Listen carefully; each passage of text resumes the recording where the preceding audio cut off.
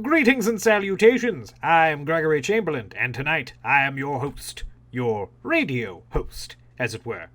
Trying out new things, one must stay young. On tonight's audio broadcast, there is to be a discussion of film, in particular, horror film, and in greater particularity, the recent reimagining of an old horror classic, The Invisible Man. Tonight, I am also joined by my co-host, Brad Gilrain, who is currently studying abroad in the country of Tanzania, which I am certain has nothing to do with that bit of trouble he caused in the Arctic Circle. That whole mess was caused by my professor, and you know it, Chamberlain. Yes. Whatever you say, Brad. Why don't you start off tonight's discussion? Okay. 2020's The Invisible Man is vastly different to its predecessor from 1933. Truly, the only similarity between the two films is the presence of an invisible man.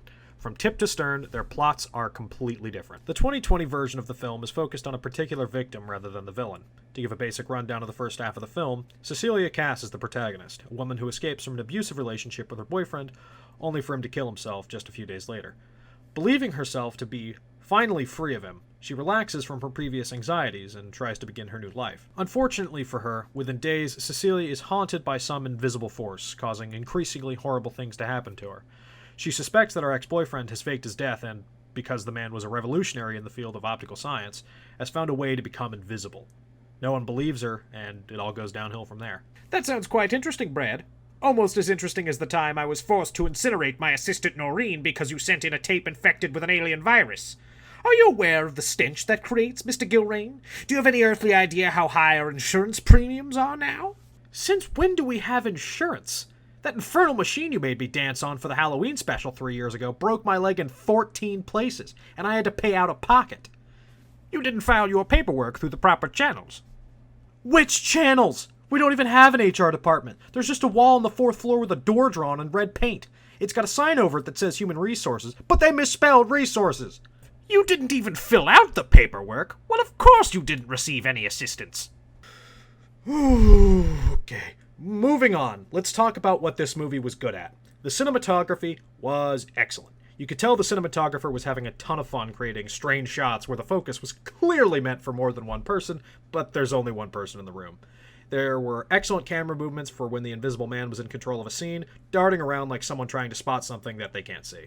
Elizabeth Moss's performance is stellar. I mean, truly spectacular. The emotional depth and range she provides during the film adds so much to Cecilia's character, and so much to the emotional impact of events throughout the film.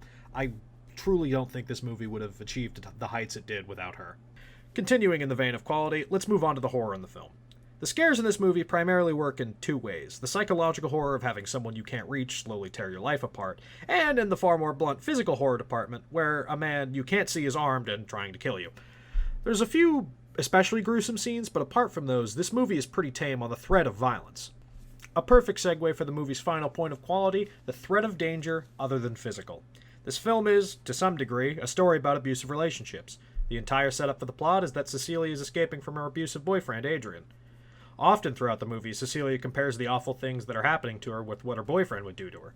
Along with cluing us in that Adrian may not actually be dead, it speaks as a commentary about the non-physical wounds that someone might carry after being in an abusive relationship. Cecilia has horrific anxiety after being with him for so long, and on numerous occasions her outbursts force the audience into the uncomfortable position of thinking on what may have been done to her to make her like this, and in turn it deepens the depths of how far you think Adrian might go. Granted, it's also terrifying to think about someone who is pretending to be you and emailing all of your loved ones telling them that you hate them, and that's why this movie is both an effective commentary about abusive relationships and a competent horror film. It sounds like you really enjoyed the film, Brad. I did, I really did. It was a solid horror flick and it had useful commentary on social issues. I'd give it a solid 8 out of 10. Truly a pity, then, that I no longer have any eyeballs after what you did in the Arctic, and so I will be unable to view this film. Well, that's our show, ladies and gentlemen. I know some of you are hoping for an in-studio analysis, but due to budget cuts and the immense amount of damage done to the studio by the monster from beyond the stars that Brad conjured into existence, we'll have to settle for radio for tonight. Have a good evening, everyone, and avoid VHS tapes sent from the Arctic. I am your host, Gregory Chamberlain, and I'm signing off, giving all who listen a reminder that Brad Gilrain is wanted in the United States for the murder of one Gort Rick Smith.